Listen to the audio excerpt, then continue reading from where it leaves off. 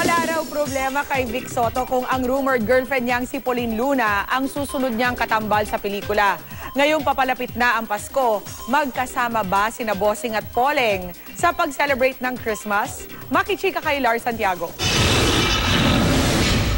Naniniwala si Bossing Vic Soto na bahagi ng Pasko ng mga manonood, lalo na ng mga bata, si Enteng Cabizote.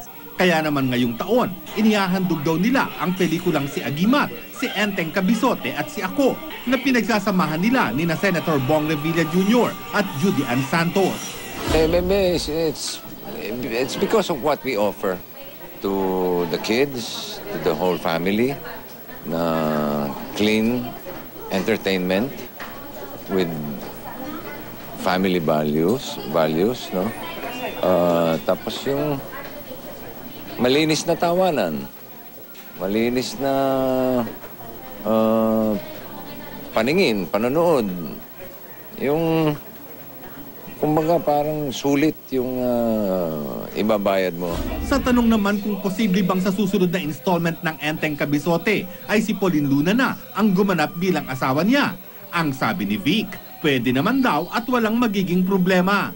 Pero wala pa ring diretsahang pag-amin si Vic tungkol sa napapabalitang relasyon nila ni Pauline. Wala naman dapat itago and at the same time, naman dapat i-detalye.